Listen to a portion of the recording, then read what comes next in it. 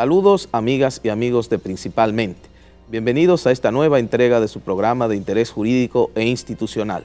El magistrado y profesor Víctor José Castellanos Estrella nos acompaña en esta entrega. Con él hablaremos sobre el proyecto de Código de Familia. Acompáñenos.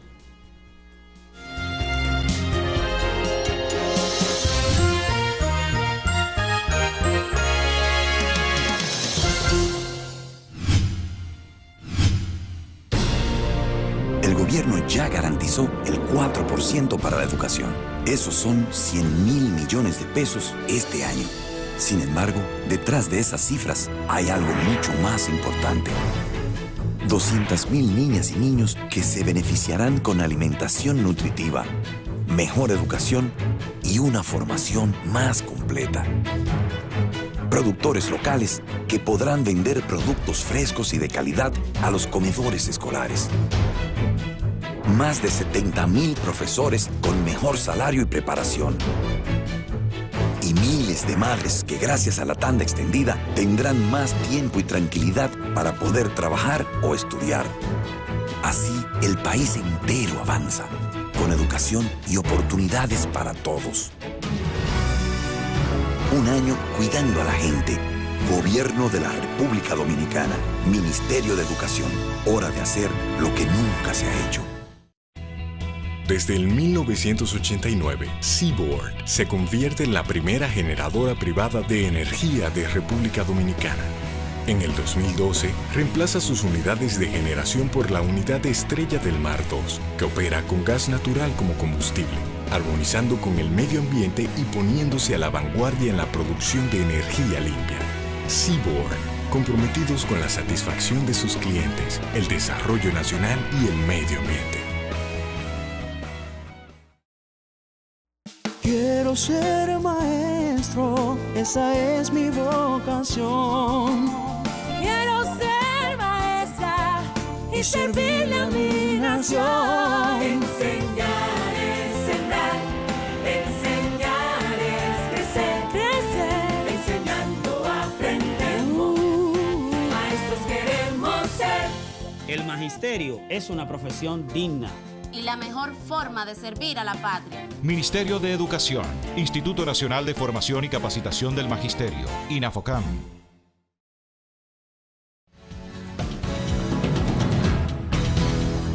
La nueva cédula de identidad, un documento útil, inteligente y seguro, contará con los siguientes dispositivos de seguridad: tarjeta serializada de fábrica, código de barras con número de cédula, código MRZ, Machine Readable Zone, código QR, Quick Response, fotografía de la persona digitalizada, fotografía fantasma de la persona, laminado de alta duración, errores intencionales y patrón de modulación de línea y relieve. Además, tendrá composición de imagen con microtexto, símbolos patrios con gráfico guilloche a 2 colores, microtexto positivo modulado, microtexto negativo modulado, tinta OBI de variación óptica, tinta invisible emblema guilloche, holograma de la Junta Central Electoral con imagen variable, impresión arcoíris, impresión recuadro foto con texto variable, impresión de textos variables dentro del formato y tinta de seguridad Dual Chrome Plus. El Pleno de la Junta Central Electoral autorizó la firma de convenios con instituciones públicas y privadas que dispongan de plataformas tecnológicas para la lectura de informaciones incrustadas en chip, que es una herramienta de almacenamiento y procesamiento de informaciones, y a tal efecto entregará a los usuarios de estas una cédula con chip no visual. La nueva cédula es un aporte más de la Junta Central Electoral a la seguridad y modernidad del Estado Dominicano. Junta Central Electoral, garantía de identidad y democracia.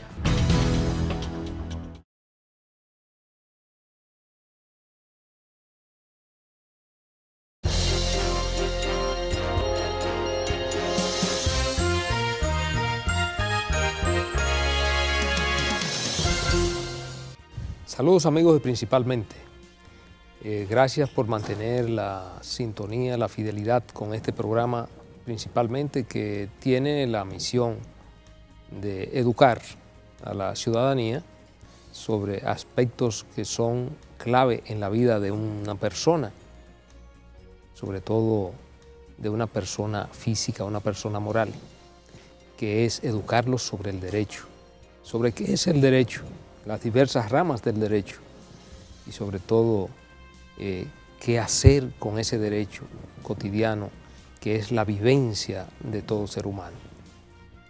Hoy contamos principalmente con el magistrado Víctor José Castellano, magistrado juez de la Suprema Corte de Justicia, con una extensísima trayectoria en la Judicatura Nacional, más de 40 años sirviendo a la justicia dominicana, escalando todos los peldaños del tren judicial de República Dominicana, comenzando por juez de paz, juez de instrucción, juez de corte, pero además en su oportunidad también ocupando posiciones de Ministerio Público, fiscalizador, fiscal, por muchos años del Distrito Judicial de Santiago y ya con más de 15 años como juez de nuestra Suprema Corte de Justicia.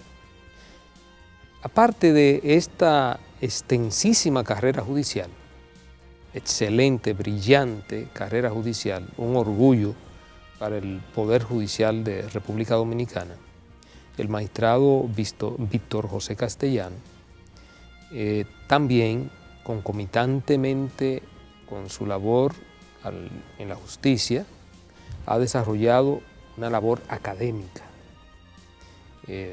más de también 40 años dando clases, formando abogados en las principales universidades de República Dominicana. Eso es en lo que tiene que ver con lo académico y en lo que tiene que ver con su carrera judicial. Ahora vamos con su labor jurídica, su labor, vamos a decir, de producción bibliográfica.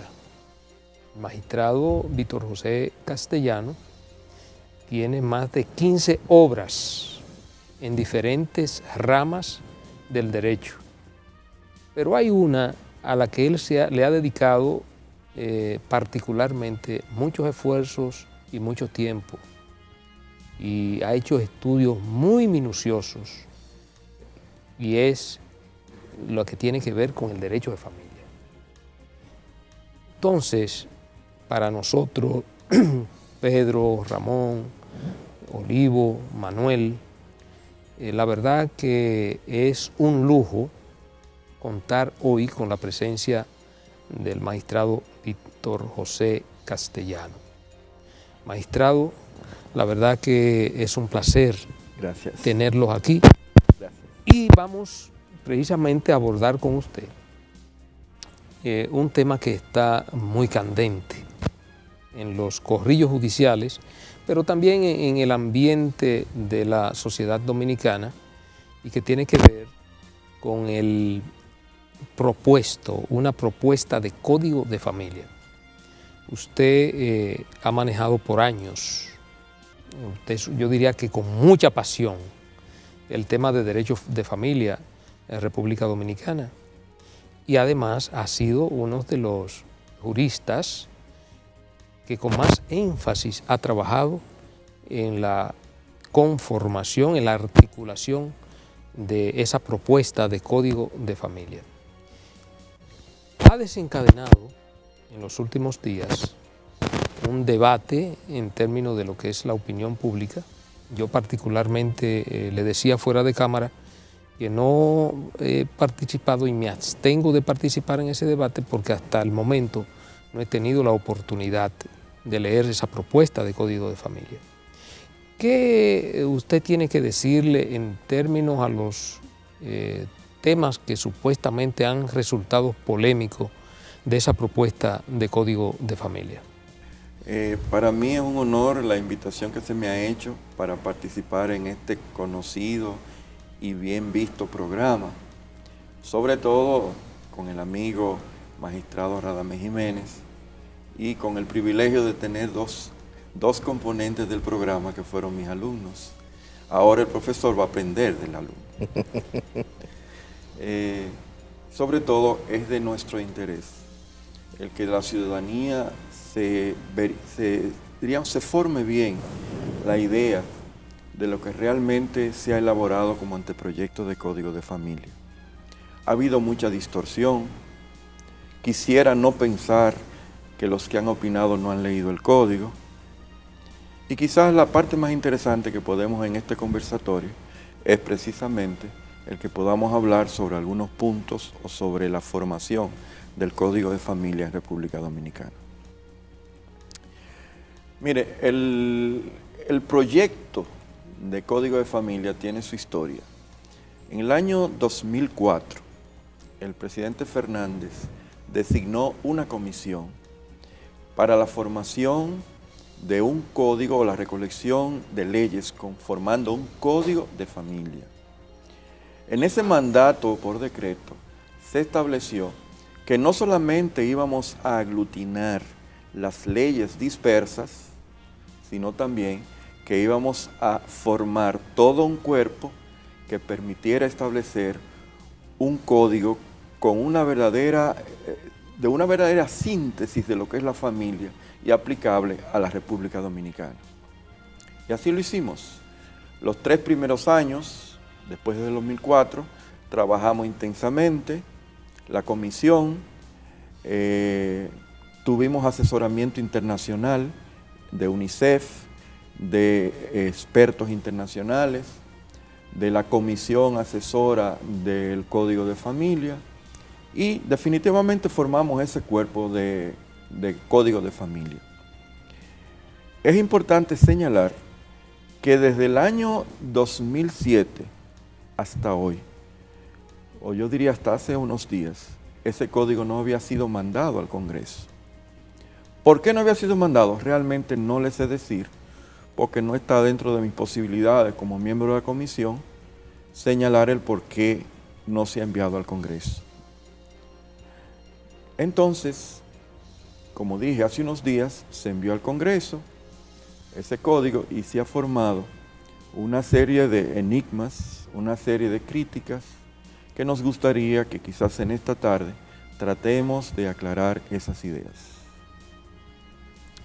No sé si ustedes quieren que yo le haga más o menos una idea de cuál sería el contenido. Nos gustaría tener una visión o una panorámica del proyecto de Código de Familia y quizás un poco por qué un Código de Familia cuando tenemos legislación dispersa sobre la materia, y quizás ese es un punto de partida para nuestro público. Quizás lo más interesante es que el mandato del decreto del presidente Fernández era que aglutináramos toda la legislación de familia dispersa, pero al mismo tiempo que estableciéramos unos parámetros que le dieran una conformación propia, una propia filosofía de lo que debe ser un código de familia.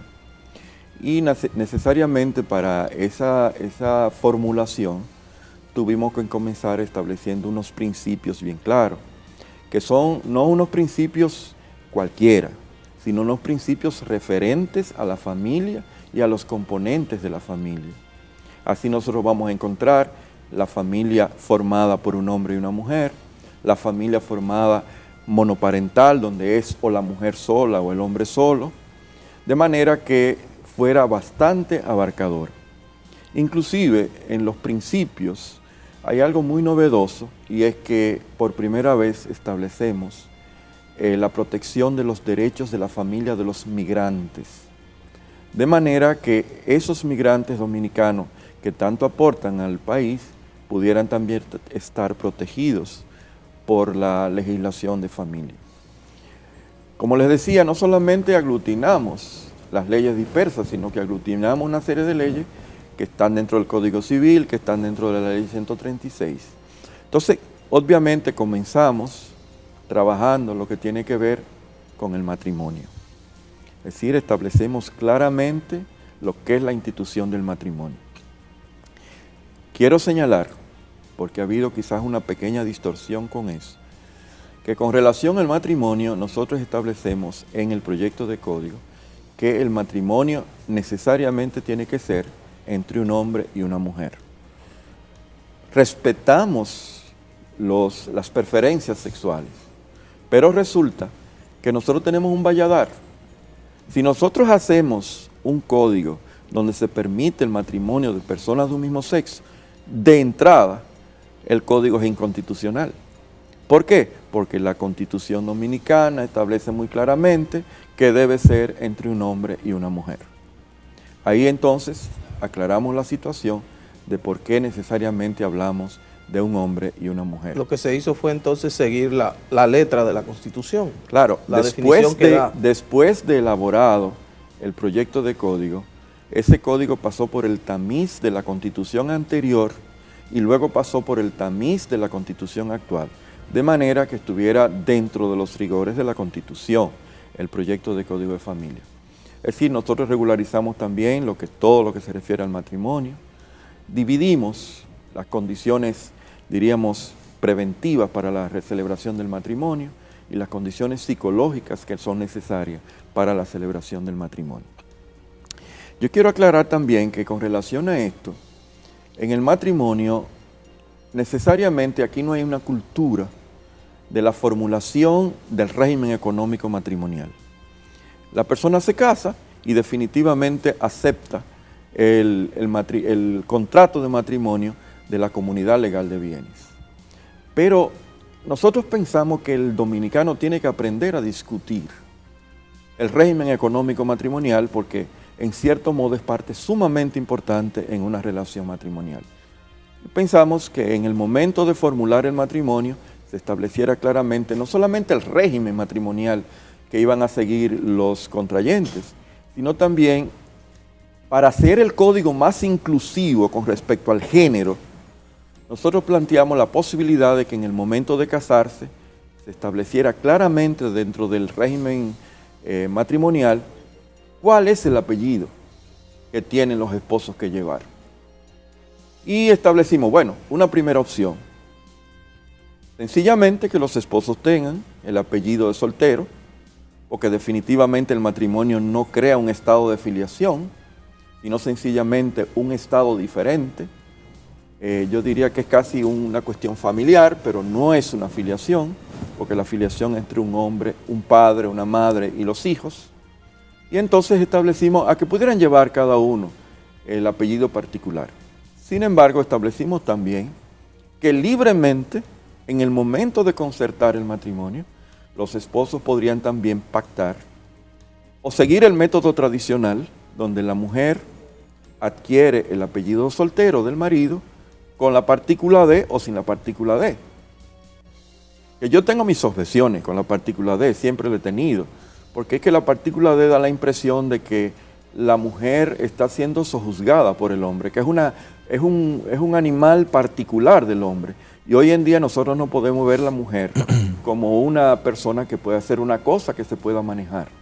Y por eso decimos, o puede adquirirse el D para ella o sin el D.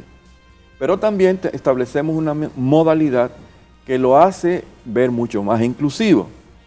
Y es que así como la mujer puede adquirir el apellido del esposo con el D y sin el D, el hombre también puede adquirir el apellido de la esposa con el D o sin el D.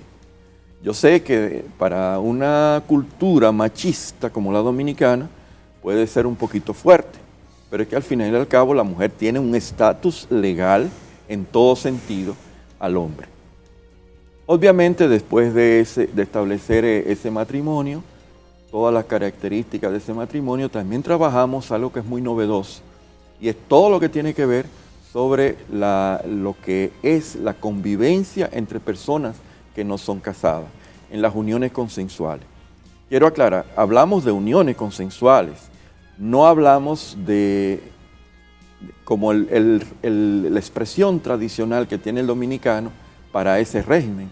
Hablamos de una unión donde el hombre y la mujer se unen con una serie de características que van a conformar el matrimonio moriuxorio, donde hay singularidad, están casados ellos dos, no hay una tercera persona, hay un lazo de afectividad, hay un tiempo, hay una serie de cosas que forman precisamente ese matrimonio, que lo único que le falta de esa unión consensual es formular el matrimonio. Eso todo se reglamentó de manera que el esposo y la esposa, en el momento de suscribir un acuerdo como convivientes, estuvieran realmente protegidos durante y después de, si es en verdad se liquida esa convivencia matrimonial, que estuvieran protegidos durante y después de terminada la convivencia matrimonial. Obviamente que después esa convivencia tiene que establecerse claramente, que es muy simplista en cuanto al procedimiento. Nosotros no podemos tener una convivencia y una formulación de registro de la convivencia familiar con todo el aparataje del matrimonio, porque no tiene sentido. Entonces establecemos unos procedimientos sumamente sumamente sencillos, de que la persona pueda accesar a la institución de conviviente sin tener que tener problemas de esa naturaleza. Obviamente después establecemos parámetros para el régimen económico de esos convivientes y la disolución que pueda surgir de ese régimen de convivencia. Obviamente tenemos también que incursionar en el divorcio. Ustedes saben la cantidad de causales que existen en República Dominicana en la ley 1306 bis sobre divorcio. Nosotros en el proyecto los reducimos a 3 causales. Primero, mutuo consentimiento. Segundo lugar, un cese de la convivencia conyugal. Hay matrimonios dominicanos que tienen 1, 2, 5, 3 años sin convivir. Por consiguiente, ya son 2 personas que su incompatibilidad de caracteres se manifiesta, y ahí lo que corresponde sería definitivamente zanjar ese matrimonio. Y además la causal, que es independiente de los dos, que corresponde al incumplimiento de los derechos y obligaciones de los contrayentes. Eso implica, como su nombre lo indica, deberes y derechos. Deberes de fidelidad, deberes de mutua comunidad, de amor, afectividad y una serie de cosas, de manera que si se violan esos derechos, pues definitivamente es posible demandar en divorcio por esa causa que establecemos. Pero en verdad los reducimos a 3 causales. Profesor, el 312 que usted mencionó, quizá para el gran público que no está familiarizado, establece la presunción de paternidad. Sí, fíjese, el artículo 312 del Código Civil, algo que es anacrónico en este siglo, establece primero una presunción que los franceses decían que era una presunción absoluta, que decía, todo niño fecundado o nacido en el matrimonio es hijo del marido. Habría que preguntarse, bueno, es hijo del marido, pero puede ser del vecino. Sin embargo, había una presunción aparentemente absoluta, irrefragable. Pero hay un párrafo que utilizan mucho los franceses. Sin embargo, el marido puede establecer por distintas causas de que en el momento de la concepción no había cohabitado con su esposa. Nosotros en este siglo no podemos llevarnos de una presunción de paternidad para una cuestión tan trascendente en el ser humano como es el nacimiento, como es la filiación.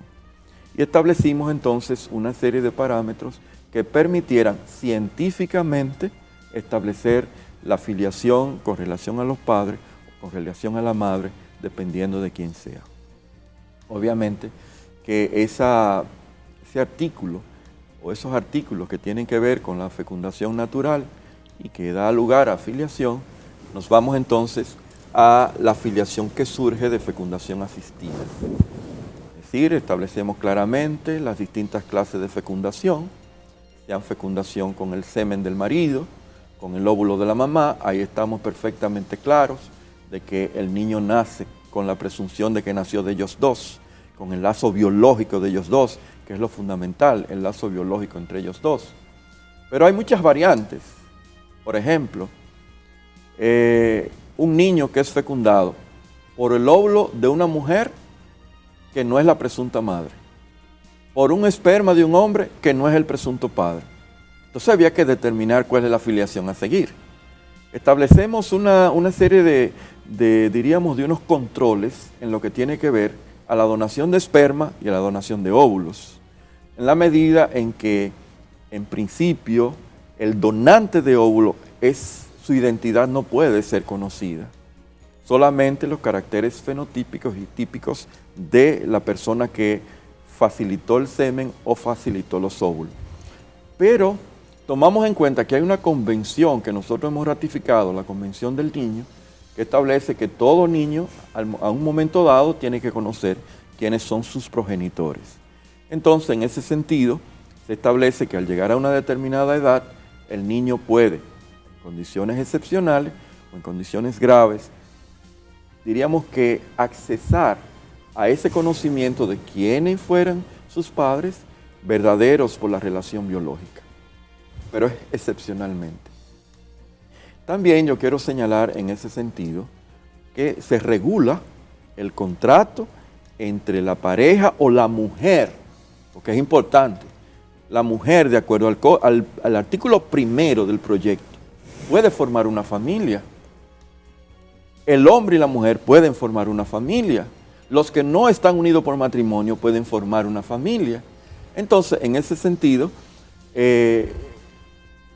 con relación a la fecundación asistida, sencillamente lo que se quiere establecer es que la fecundación es biológica de los dos progenitores. Entonces, por consiguiente, el contrato entre el médico y los pacientes, sea matrimonio, sea unión consensual, sea una mujer sola, tiene que estar bien claro. ¿Por qué razón? Porque en República Dominicana no es usual que el médico formalice con los pacientes lo que ahora se llama el consentimiento informado. Es decir, el médico tiene perfectamente como una protección para él y una protección para sus pacientes que se le informe detenidamente y claramente lo que se va a hacer.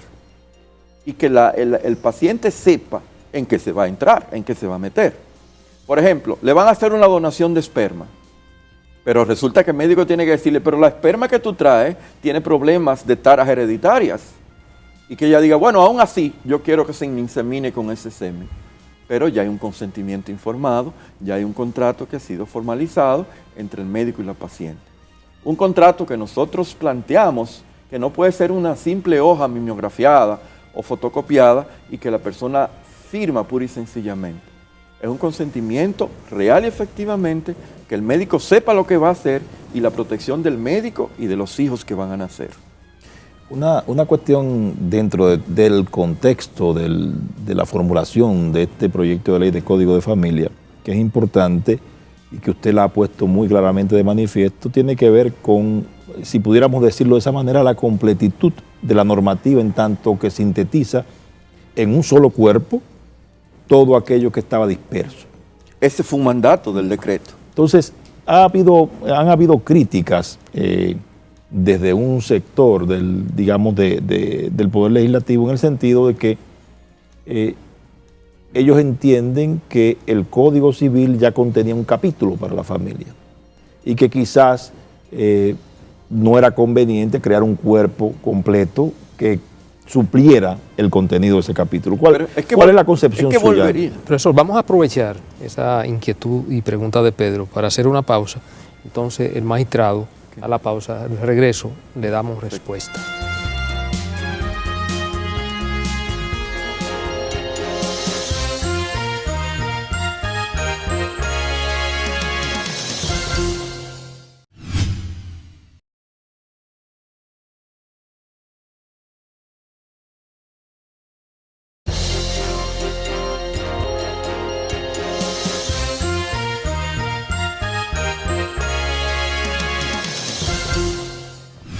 Continuamos con Principalmente.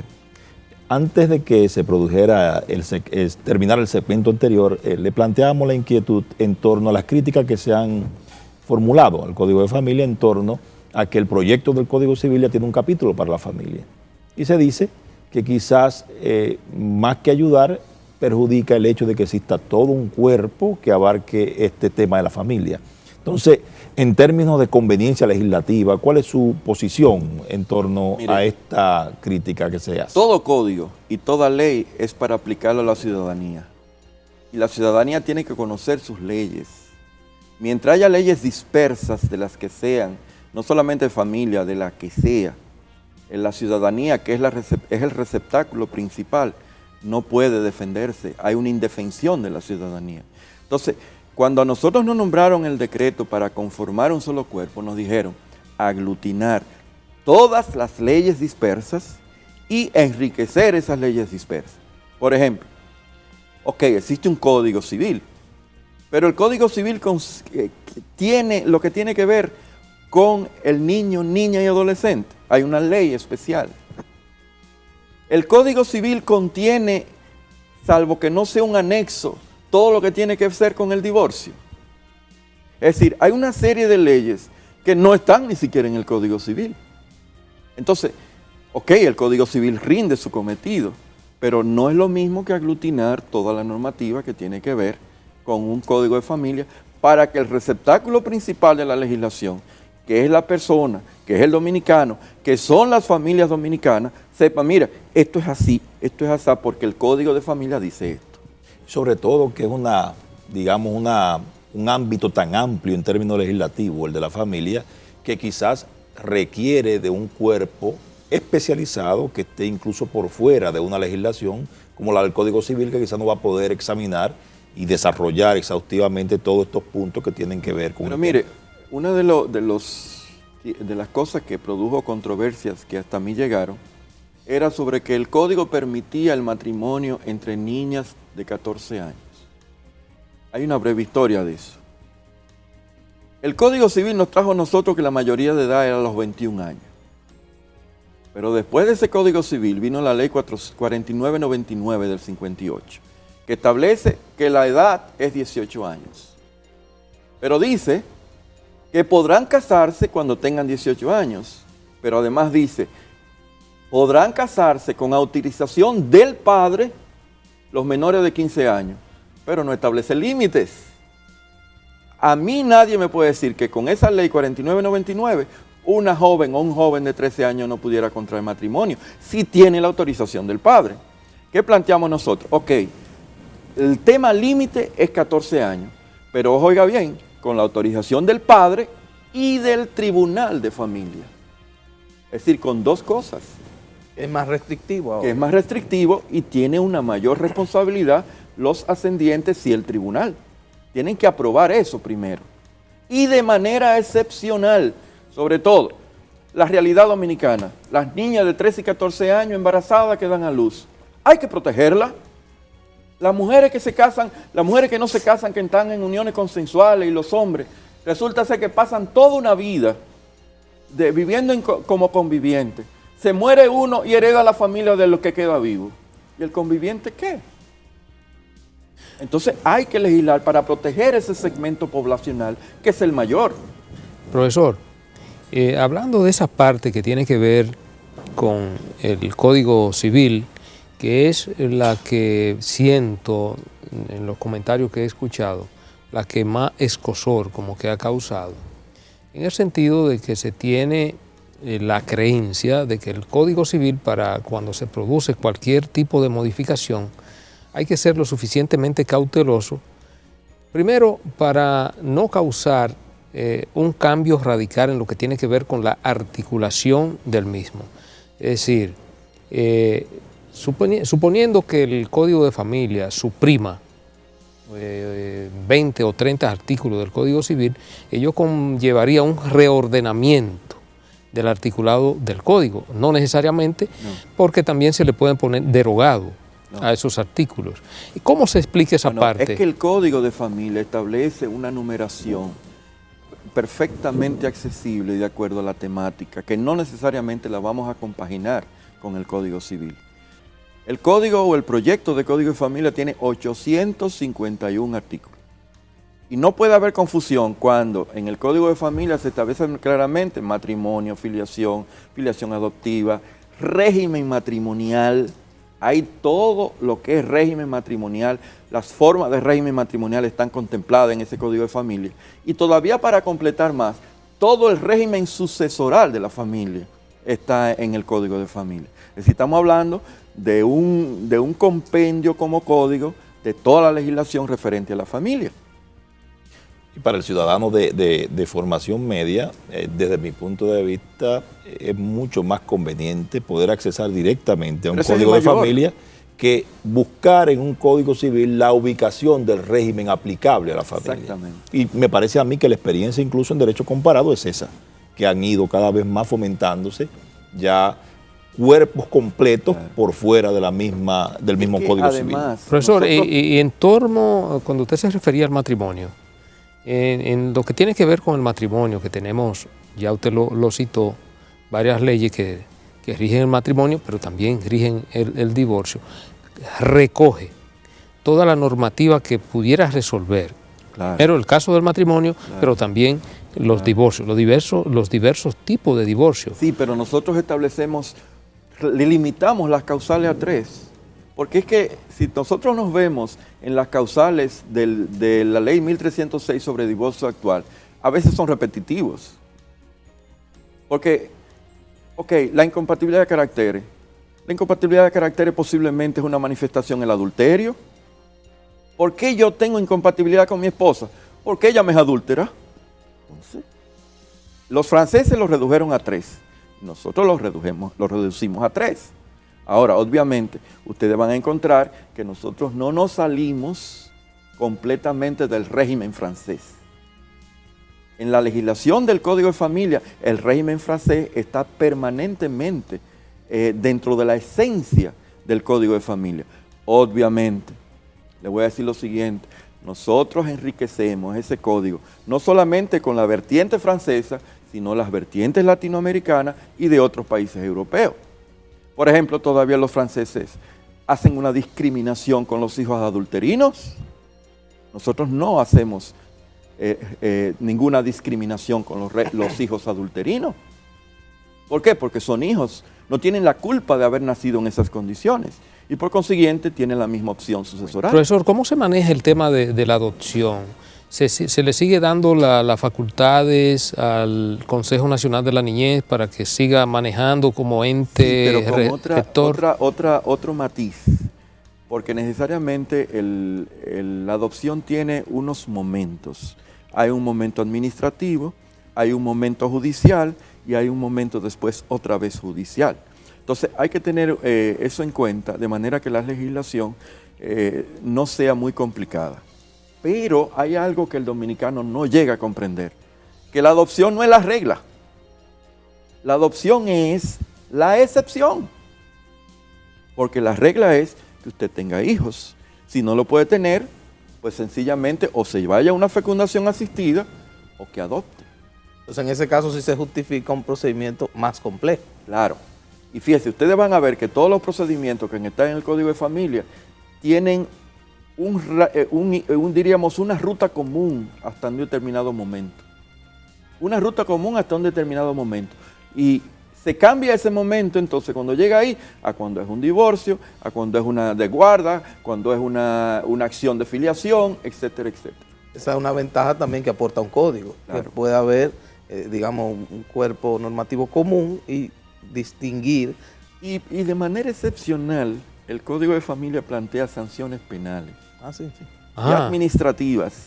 Para el oficial civil, si no comunica algunas cosas que tiene que comunicarle a los que se van a casar. Y también, por ejemplo, cuando la mujer va a declarar un hijo y declara que el presunto padre es fulano de tal, y resulta ser que no es el padre, hay lugar a acciones penales y acciones civiles en reclamación de indemnización. O sea que en ese aspecto también está todo cubierto para proteger verdaderamente a los contrayentes.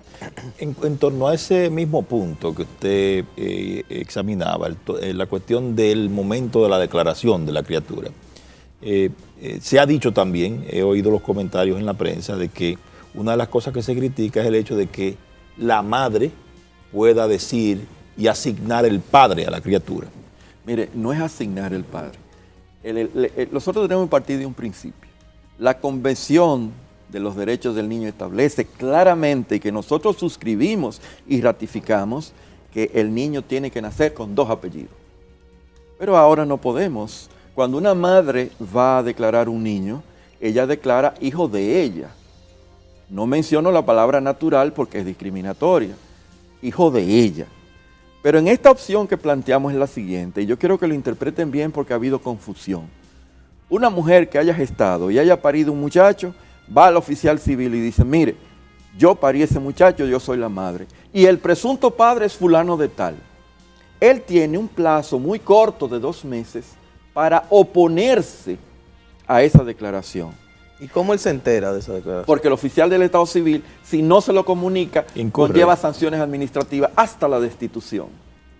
O sea, tiene una obligación de notificar. De notificar que ha habido un señalamiento de que es el padre.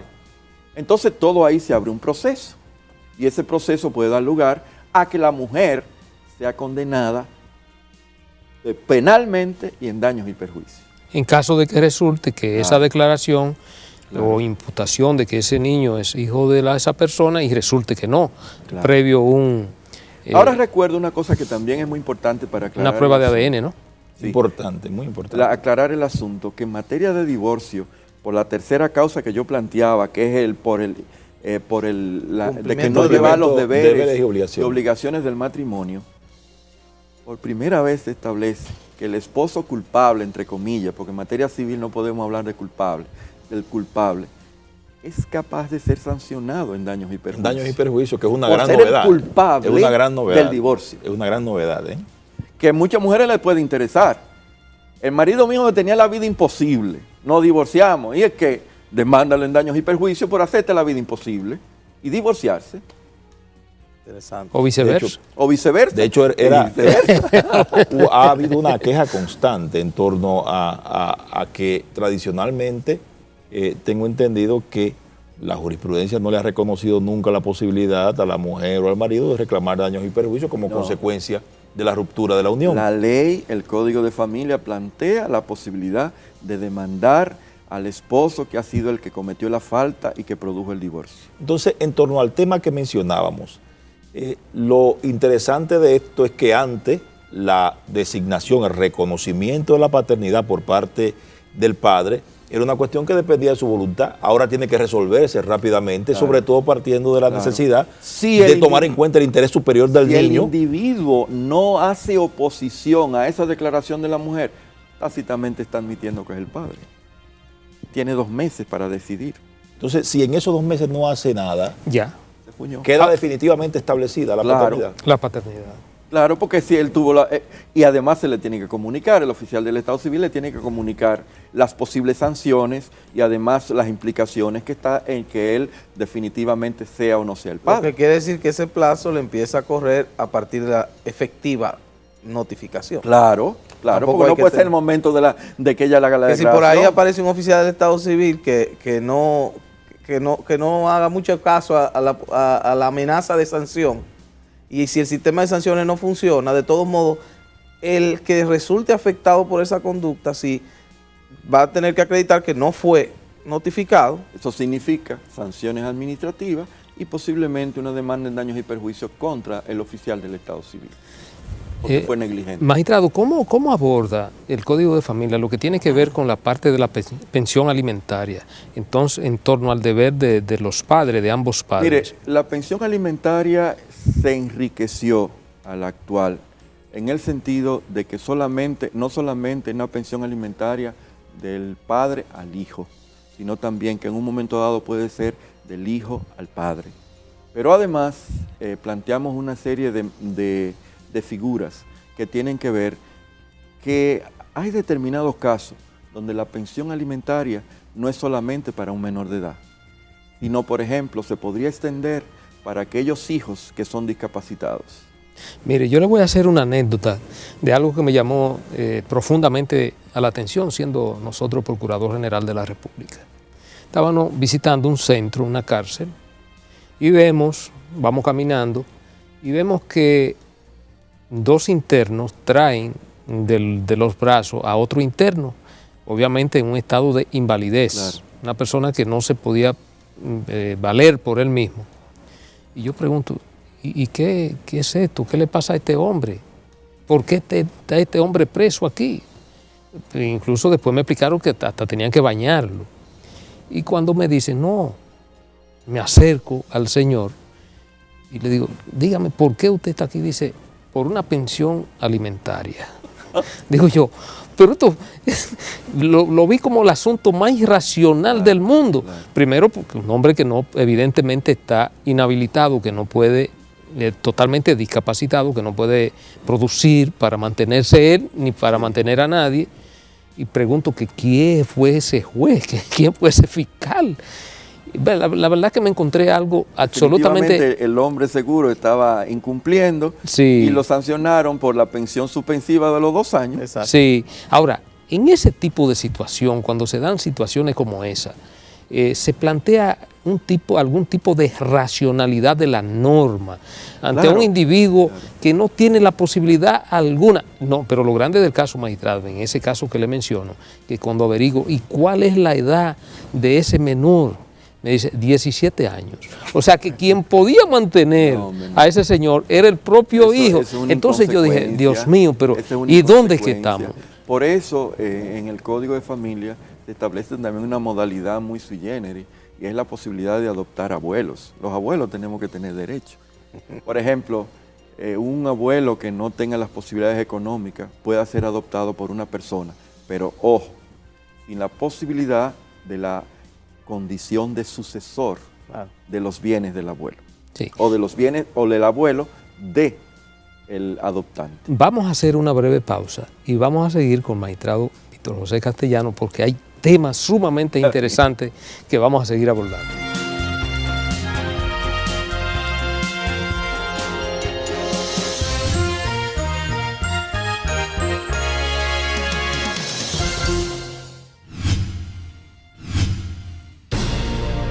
El gobierno ya garantizó el 4% para la educación. Esos son 100.000 millones de pesos este año. Sin embargo, detrás de esas cifras hay algo mucho más importante. 200.000 niñas y niños que se beneficiarán con alimentación nutritiva, mejor educación y una formación más completa. Productores locales que podrán vender productos frescos y de calidad a los comedores escolares. Más de 70.000 profesores con mejor salario y preparación. Y miles de madres que gracias a la tanda extendida tendrán más tiempo y tranquilidad para poder trabajar o estudiar. Así, el país entero avanza, con educación y oportunidades para todos. Un año cuidando a la gente. Gobierno de la República Dominicana. Ministerio de Educación. Hora de hacer lo que nunca se ha hecho.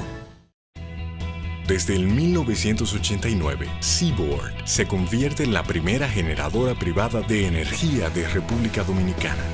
En el 2012, reemplaza sus unidades de generación por la unidad Estrella del Mar 2, que opera con gas natural como combustible, armonizando con el medio ambiente y poniéndose a la vanguardia en la producción de energía limpia.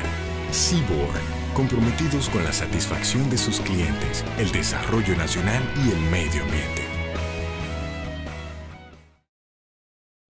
Quiero ser maestro, esa es mi vocación. Quiero ser maestra y servirle a mi nación. Enseñar es sembrar, enseñar es crecer, enseñando aprendemos. Maestros queremos ser.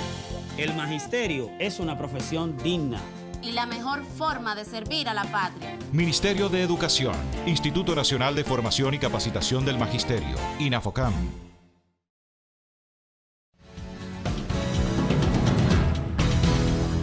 La nueva cédula de identidad, un documento útil, inteligente y seguro, contará con los siguientes dispositivos de seguridad: tarjeta serializada de fábrica, código de barras con número de cédula, código MRZ, Machine Readable Zone, código QR, Quick Response, fotografía de la persona digitalizada, fotografía fantasma de la persona, laminado de alta duración, errores intencionales y patrón de modulación de línea y relieve. Además, además tendrá composición de imagen con microtexto, símbolos patrios con gráfico guilloche a 2 colores, microtexto positivo modulado, microtexto negativo modulado, tinta OVI de variación óptica, tinta invisible emblema guilloche, holograma de la Junta Central Electoral con imagen variable, impresión arcoíris, impresión recuadro foto con texto variable, impresión de textos variables dentro del formato y tinta de seguridad Dual Chrome Plus. El Pleno de la Junta Central Electoral autorizó la firma de convenios con instituciones públicas y privadas que dispongan de plataformas tecnológicas para la lectura de informaciones incrustadas en chip, que es una herramienta de almacenamiento y procesamiento de informaciones, y a tal efecto entregará a los usuarios de estas una cédula con chip no visual.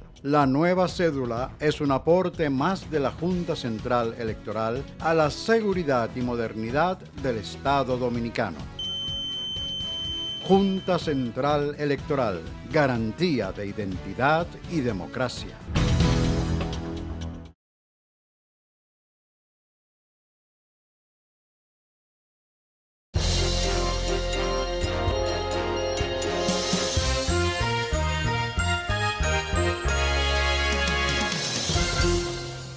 Seguimos, amigos, en Principalmente.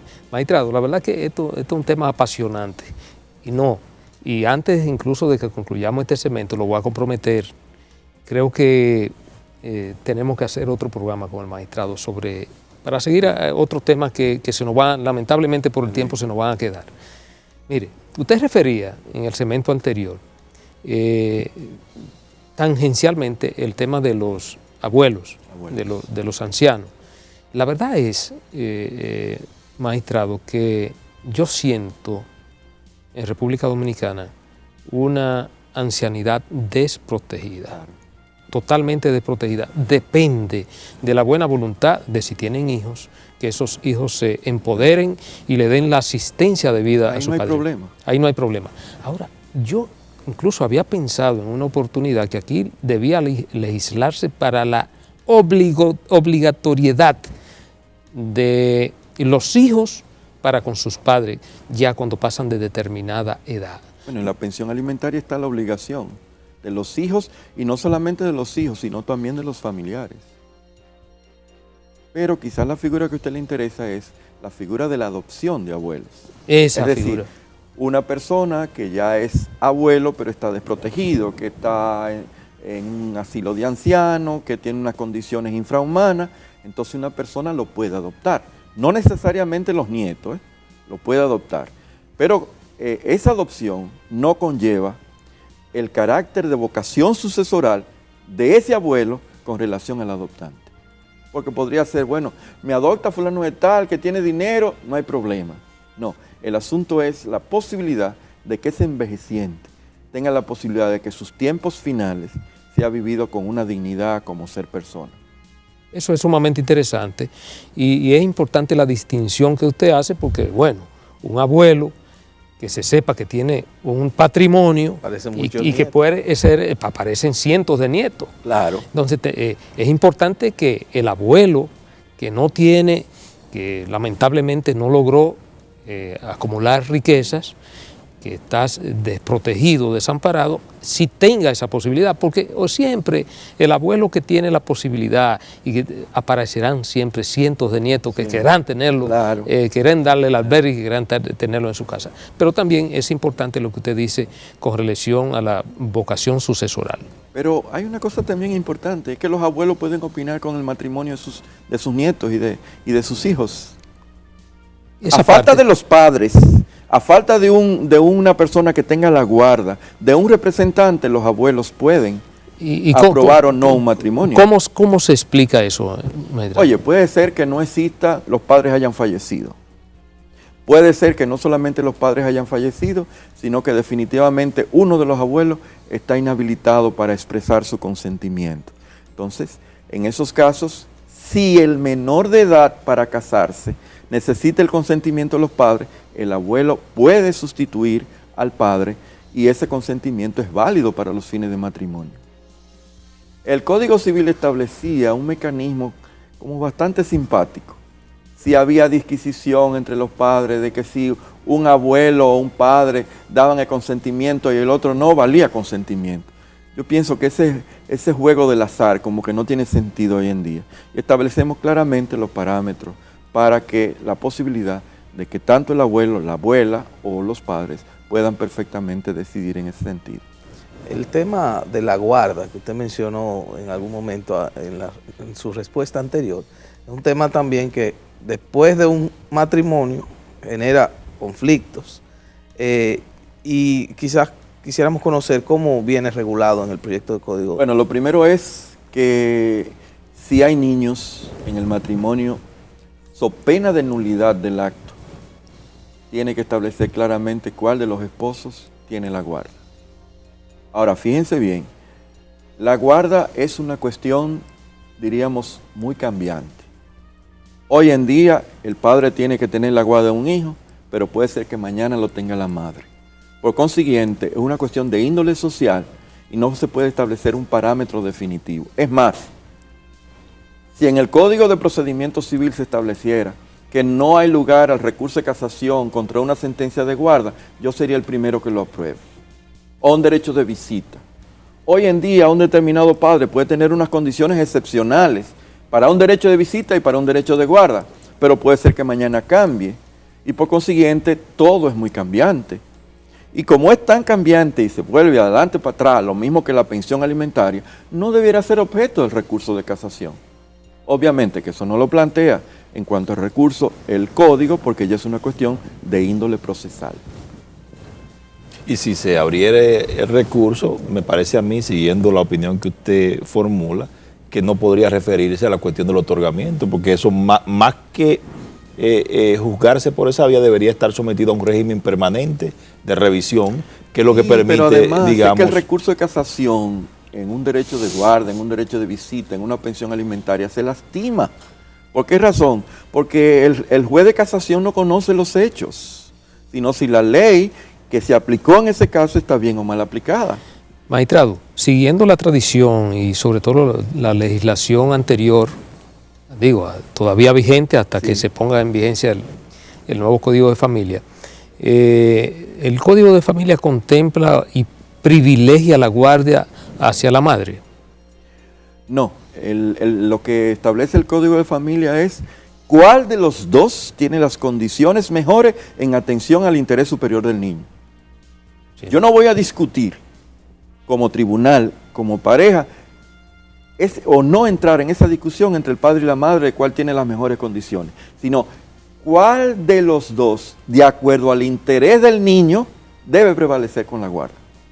Es decir, los padres no es que crean la oportunidad de la guarda, sino lo que crea es las necesidades y el interés del niño. Sí, suponiendo que una madre no esté en condiciones porque no tiene el equilibrio emocional, no tiene las condiciones económicas, lleva una vida licenciosa que pueda afectar grandemente la salud mental incluso y el equilibrio emocional de ese niño, automáticamente... Obviamente el tribunal tendrá que decidir en consecuencia.